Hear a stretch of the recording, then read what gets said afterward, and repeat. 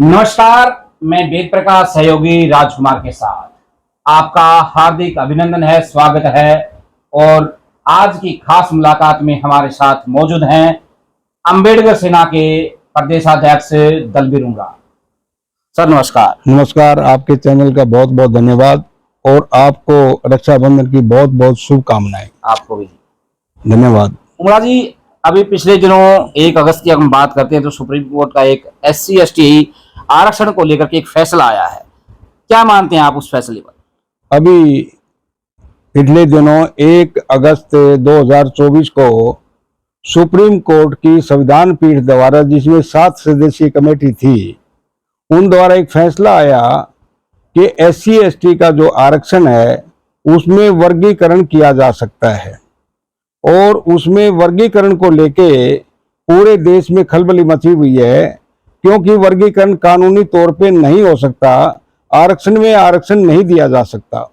Punjab Haryana high court में चंडीगढ़ में 18 वर्ष पहले ये भजनलाल द्वारा किए गए आरक्षण के विरोध में चमार संघर्ष समिति के प्रदेश अध्यक्ष गजेश सिंह वाल के नेतृत्व में एक याचिका डाली गई थी, जिसका 12 साल बाद फैसला आता और उसमें पंजाब हरियाणा हाई कोर्ट चंडीगढ़ ने लिखा था कि आरक्षण में आरक्षण नहीं दिया जा सकता, जिसके विरोध में हमारे जो एक कैटेगरी के साथी थे, जो एक कैटेगरी में बनाए गए थे, उन द्वारा सुप्रीम कोर्ट में उसकी अपील की गई और 6 वर्ष बाद ये फैसला आया है कि वर्गीकरण किया जा सकता है, जो कि गैर संवैधानिक है।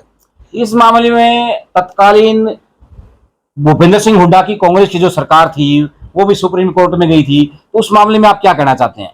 वो लोगों को क्या रुख है? वो अभी साइलेंट है, इस पर कांग्रेस ने कोई टिप्पणी नहीं की है और भाजपा ने भी कोई टिप्पणी नहीं की है। आज राजस्थान से एक बयान आया है कि भाजपा के पदाधिकारियों द्वारा इस फैसले के विरोध में भाजपा 21 तारीख के बंद के आह्वान में समर्थन कर रही है। हम उनका आभार व्यक्त करते हैं कि भारतीय जनता पार्टी की राजस्थान की इकाई, अनुसूचित जाति इकाई ने इसका समर्थन किया है कि ये जो 21 तारीख का बंद है ये बिल्कुल सही है। उमरा जी, क्या मानते हैं आप? एक और हरियाणा सरकार ने 2 दिन पहले इस फैसले को लागू कर दिया है। मंत्रिमंडल की बैठक बुला के, जिस दिन चुनाव की घोषणा हुई उसी दिन उन्होंने मंत्रिमंडल की बैठक बुलाई और उस फैसले को लागू कर दिया, सुप्रीम कोर्ट के फैसले को। एक और राजस्थान के जो अनुसूचित जाति वर्ग है BJP, वो इसका समर्थन कर रही है। क्या मानते हैं, गुमराह कर रहे हैं? बहुत जल्द करके हमारे प्रदेश के मुख्यमंत्री नायब सिंह सैनी ने इसको विधानसभा में जो पास करवाने का काम किया है वो बिल्कुल गलत है। और ये भी कहा है नायब सिंह सैनी ने कि हमने पूरे देश में सबसे पहले हरियाणा में इसको पास करने का काम किया है। तो क्या हरियाणा में जो अनुसूचित जाति के लोग हैं वो BJP की खिलाफत करेंगे? इसमें वैसे तो नहीं चाहिए, लेकिन बात यह है कि जिन लोगों ने ये फैसला जो आया है इसके विरोध में फैसला लिया 21 तारीख को बंद के आह्वान का, वो लोग बंद का आह्वान में शामिल जरूर होंगे और इसका विरोध भी करेंगे। तो दलितों को क्या रुख रहेगा?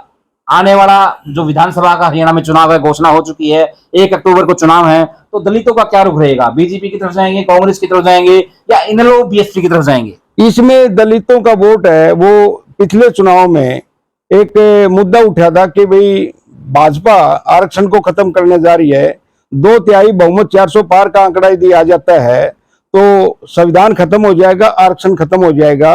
और कांग्रेस द्वारा इस षड्यंत्र के तहत जो हरियाणा के अंदर 5 सीटें आई, टोटल जो 99 सीटें आई, वो इसी के तहत जो आई थी, लेकिन ये गलत हुआ है जो अब सुप्रीम कोर्ट ने किया। मैं इसका खंडन करता हूँ। खंडन करते हैं।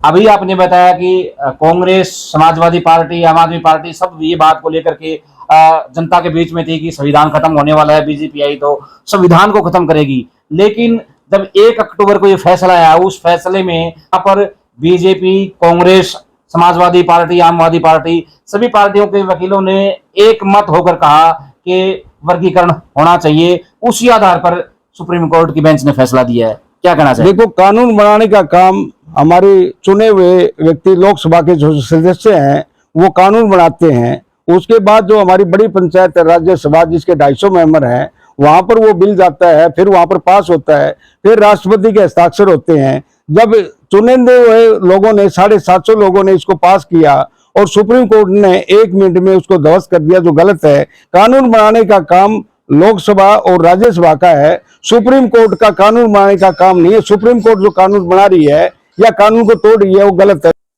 21 अगस्त के मामले में आप क्या कहना चाहेंगे जनता को? 21 अगस्त को बात बंद का आह्वान है और हमने लोगों से अपील की है कि वो सड़कों पर ना उतरें, शांति प्रिय ढंग से इकट्ठे होकर एक मीटिंग करें और मीटिंग के बाद अपना ज्ञापन राष्ट्रपति महोदय के नाम और प्रधानमंत्री के नाम डीसी के माध्यम से ज्ञापन सौंपें।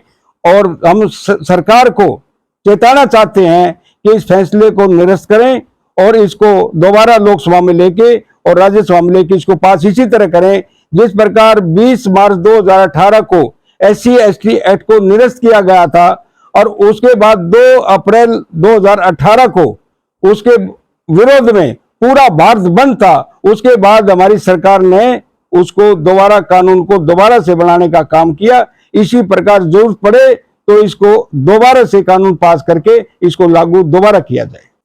जो ही फैसला आता है सुप्रीम कोर्ट की बेंच का, तो उधर जो राजग का गठबंधन दल है, चिराग पासवान जी लोक जनशक्ति पार्टी के मुखिया हैं, केंद्र में मंत्री भी हैं, उधर नगीना से सांसद हैं चंद्रशेखर आजाद रावण, आजाद समाज पार्टी के मुखिया हैं, और उधर बहुजन समाज पार्टी की मुखिया है बहन मायावती।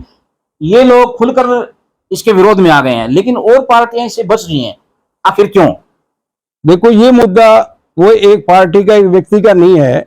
मैं तो ये कहना चाहूंगा जितने भी SC/ST के लोग पूरे देश में हैं, उन सभी लोगों ने इकट्ठे होके इस फैसले का, सुप्रीम कोर्ट द्वारा दिए गए फैसले का विरोध करना चाहिए और सरकार को प्रेशराइज किया जाना चाहिए कि इसको दोबारा से लागू करें।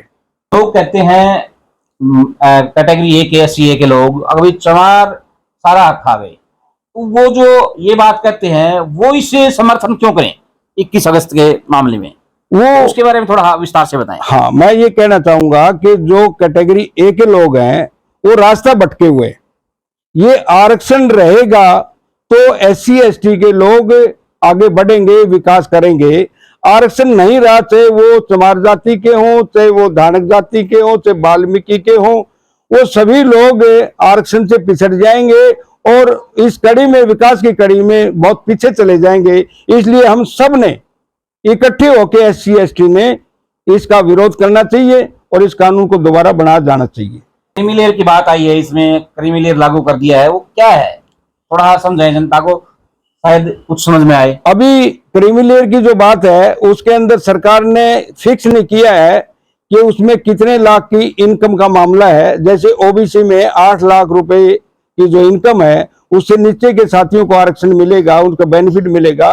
लेकिन SC/ST में अभी ये फिक्स नहीं किया गया है कि वो क्रीमी लेयर की इनकम कितनी रखी गई है। तो अब प्रधानमंत्री जी से करीब 100 सांसद हमारे SC/ST के मिले थे और प्रधानमंत्री जी ने आश्वस्त किया है कि क्रीमी लेयर को लागू नहीं किया जाएगा और हमें भरोसा है कि क्रीमी लेयर इसमें लागू नहीं होगा। बहुत बहुत धन्यवाद उमरा जी। धन्यवाद, बहुत बहुत धन्यवाद। तो ये थे हमारे साथ दलबीर उमरा जी, जो अंबेडकर सेना के प्रदेश अध्यक्ष हैं। आप क्या सोचते हैं SC/ST आरक्षण का जो फैसला है, इस बारे में कमेंट सेक्शन में अपनी राय जरूर दें। धन्यवाद, नमस्कार। मैं वेद प्रकाश, सहयोगी राजकुमार के साथ।